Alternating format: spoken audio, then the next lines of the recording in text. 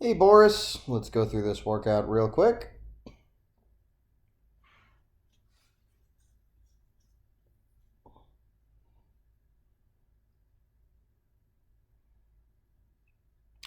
I don't think I've told you this. I really like your unrack. You really dominate the bar. It's very good.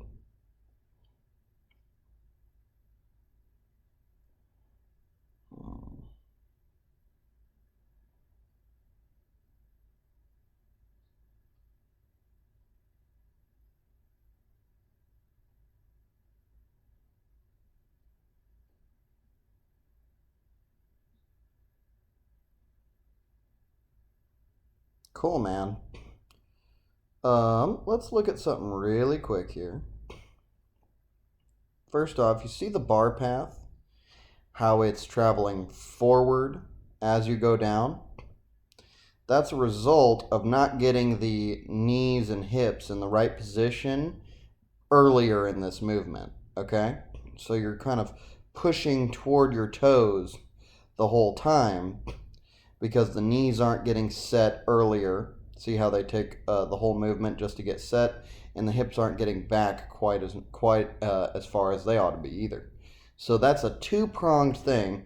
Think knees out, both to the side and forward, and butt back to initiate this movement. And if you do that, I reckon that this bar path will get a lot better.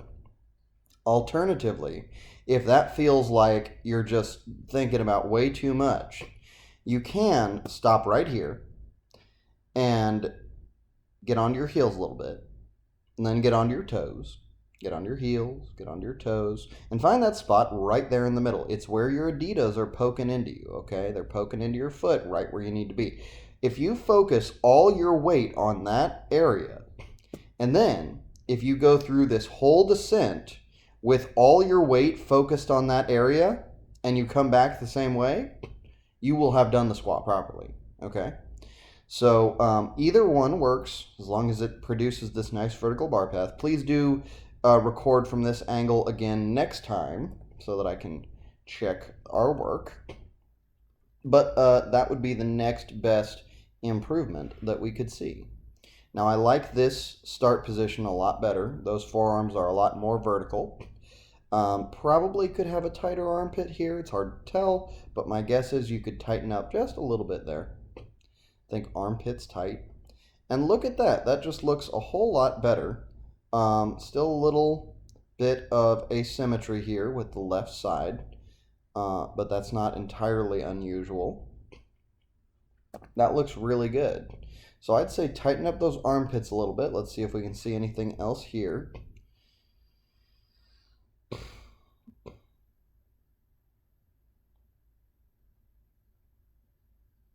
And I'm assuming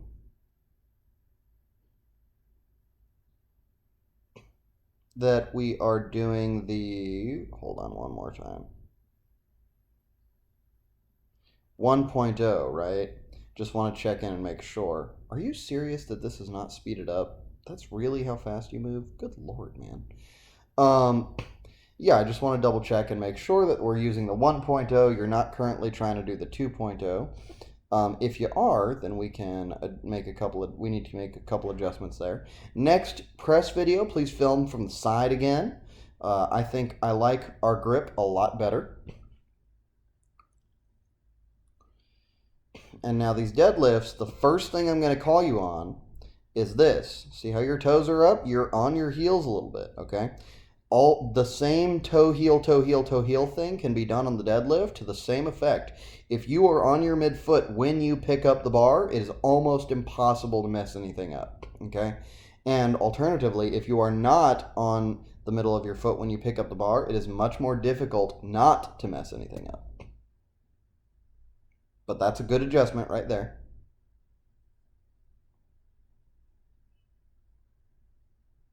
Good, eyes up. And you notice what we did there. We were perfectly on the middle of our foot, and we shifted just slightly onto the heels. And you're going to see that because the knees have to pull back as they extend. The hips are going to extend a little too fast. All that's happening because we are just ever so slightly on the heels. So, the very simple key for that is when you're doing your eyes up, back tight, all that business, do make sure that you keep your knees back. Here's what I mean by this. See how far your knees are forward of your elbow? Whereas when you started the very first rep, before you tighten your back up, see that? That is where the knees ought to be.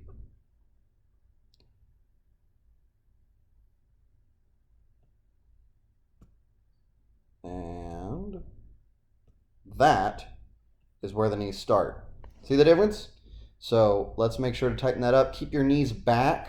Keep them contained within the elbows when you tighten your back up, and everything will feel much better, even though these are really, really good. Excellent job on this workout.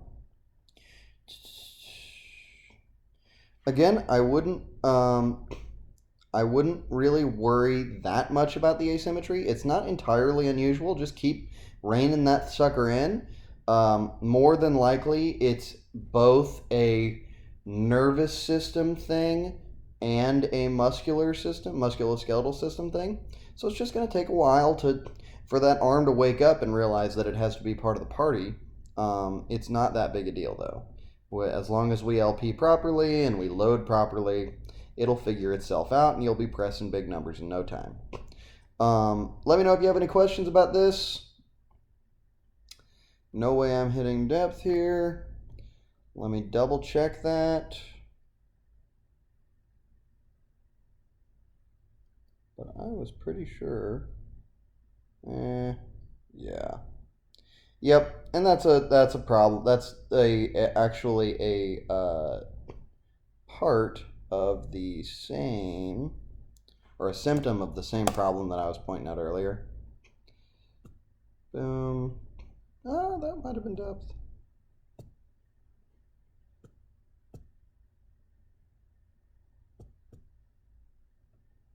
No, yeah, you're definitely not hitting depth.